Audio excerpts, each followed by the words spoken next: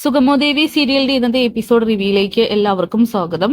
അങ്ങനെ പ്രഭാവതി നോമിനേഷൻ പത്രിക കൊടുക്കേണ്ട ദിവസമായതുകൊണ്ട് തന്നെ എല്ലാവരും അവരെ കാത്തു നിൽക്കുകയാണ്. എന്തായാലും ഗിരീഷ് പ്രഭയെ കാണാതെ ഒത്തിരി ടെൻഷൻ അടിക്കുന്നുണ്ട്. ഗിരീഷ് മാത്രമല്ല ബാക്കി എല്ലാവരും.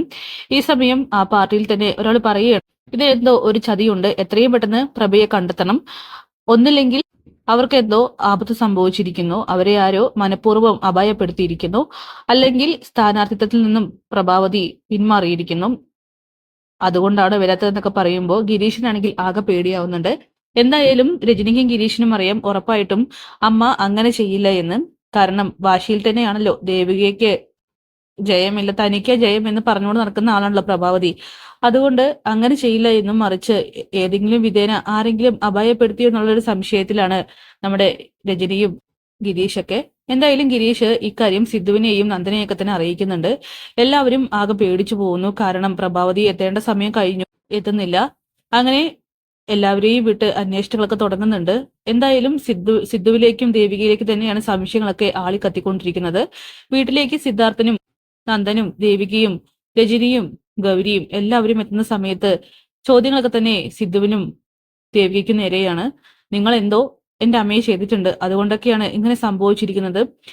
അച്ഛനെ അമ്മയ്ക്ക് നന്നായിട്ട് അറിയാം, ജയിക്കാൻ വേണ്ടിയിട്ട് അച്ഛൻ ഏത് വക്കീലും പോകുമെന്നൊക്കെ പറയുമ്പോൾ നന്ദൻ രജനിയോട് പറയുന്നുണ്ട്, ചേച്ചി കുറച്ച് സൂക്ഷിച്ച് സംസാരിക്കുക, അച്ഛനൊരിക്കലും അങ്ങനെയൊന്നും ചെയ്യും, അമ്മയ്ക്ക് ഇതെന്തോ പറ്റിയിരിക്കുകയാണ്, നമുക്ക് നോക്കാം, അമ്മ വീട്ടിലില്ല എന്നുള്ള കാര്യം ഉറപ്പായില്ലേ, ഇനിയിപ്പോൾ അമ്മയ്ക്ക് എന്ത് ആപത്ത് സംഭവിച്ചാലും നമ്മൾ അമ്മയെ രക്ഷപ്പെടുത്തി കൊണ്ടുവന്നിരിക്കും എന്നിങ്ങനെ നന്ദൻ ആശ്വസിപ്പിക്കുന്നുണ്ട്. ഈ സമയം സിദ്ധാർത്ഥനാണെങ്കിൽ നന്ദനുമായിട്ട് അകത്തേക്ക് പോവുകയാണ്.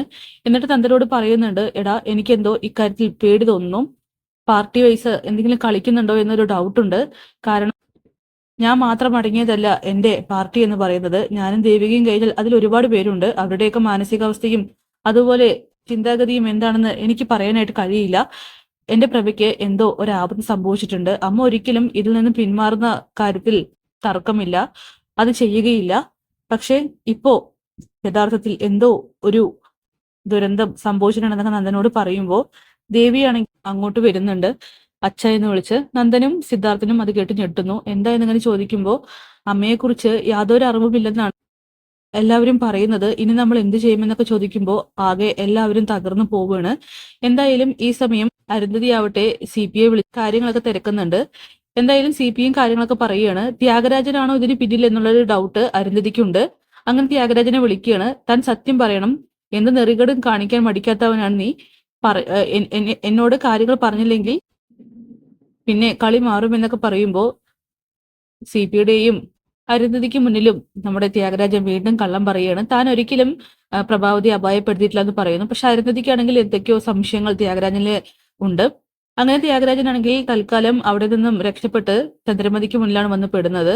ചന്ദ്രമതി ചോദിക്കുന്നുണ്ട്, നീയാണോ ഇതിന് പിന്നില്, പ്രഭയോടുള്ള വൈരാഗ്യം നീ തീർത്തതാണോ എന്നൊക്കെ ചോദിക്കുമ്പോൾ ഇത് കേട്ടിട്ട് ത്യാഗരാജൻ പറയുകയാണ്, ഏയ് ചേച്ചി എന്തൊക്കെയാ പറയുന്നത്, എനിക്കെന്ത് വൈരാഗ്യം, ഞാനൊന്നും തീർക്കാൻ നിൽക്കുന്നില്ല, ഞാൻ അങ്ങനെ ചെയ്യില്ല എന്നൊക്കെ പറയുമ്പോൾ ഇല്ല, എനിക്കെന്തോ ഡൗട്ട് തോന്നുന്നുണ്ട്, പ്രഭയുടെ ഈ മിസ്സിങ്ങിന് പിന്നാലെ നീയാണോ എന്ന്. പിന്നെ അവൾക്കന്ന് പറ്റിയ ദുരന്തം അതൊരിക്കലും സിദ്ധാർത്ഥൻ സാറ് ചെയ്തതായിരിക്കില്ല, അങ്ങനെയുള്ള തരംതാണ പരിപാടികളൊന്നും അദ്ദേഹം ചെയ്യില്ല, നീ തന്നെയാണോ എന്നാണ് എനിക്ക് ബലമായ സംശയം എന്നൊക്കെ പറയുമ്പോൾ ചേച്ചി എന്നെ സംശയിക്കുകയാണോ, എങ്കിലേ ആയിക്കോ, എനിക്ക് കുഴപ്പമൊന്നുമില്ലെന്ന് ഇങ്ങനെ ത്യാഗരാജൻ പറഞ്ഞ് അവിടെ നിന്നും നൈസായിട്ട് രക്ഷപ്പെടുകയാണ്. പക്ഷെ അയാളുടെ മനസ്സിൽ എന്തൊക്കെയുണ്ട്, അതായത് നമ്മുടെ ത്യാഗരാജൻ തന്നെയാണ് പ്രഭാവതിയുടെ മിസ്സിങ്ങിന് പുറകിൽ. പിന്നീട് ദേവിയാണെങ്കിൽ അരുന്ധതിയെ വിളിച്ചിട്ട് കാര്യങ്ങളൊക്കെ പറയുകയാണ്. അമ്മയെ കാണുന്നില്ല, ഇനി എങ്ങനെയാണ് മുന്നോട്ടുള്ള കാര്യങ്ങൾ, ഇത്രയും നേരമായിട്ടും അമ്മ തിരിച്ചു വന്നിട്ടില്ല എന്നൊക്കെ പറയുമ്പോൾ അരുന്ധതി പറയുന്നുണ്ട്, പേടിക്കാതെ ഇരിക്കെ, പ്രഭയ്ക്ക് ഒന്നും സംഭവിക്കാതെ നോക്കാൻ നമ്മൾ എല്ലാവരും ബാധ്യസ്ഥരാണ്, അങ്ങനെ സംഭവിക്കുകയാണെങ്കിൽ നമുക്ക് ആർക്കും തന്നെ വിചാരിച്ച വിജയം കിട്ടത്തില്ല, അതുകൊണ്ട് പ്രഭ തിരിച്ചെത്തുമെന്നൊക്കെ പറയുന്നു. എന്തായാലും അരുന്ധതിയുടെയും എല്ലാവരുടെയും, അതായത് ചന്ദ്രമതിയുടെ ഒക്കെ തന്നെ ബലമായ സംശയം ത്യാഗരാജനിലായതുകൊണ്ട് തന്നെ സത്യം പുറത്തു വരുമെന്നുള്ള കാര്യം ഉറപ്പ്. അപ്പൊ കാത്തിരിക്കാൻ നമുക്ക് കിടിലൻ എപ്പിസോഡിനായിട്ട്. Bye bye.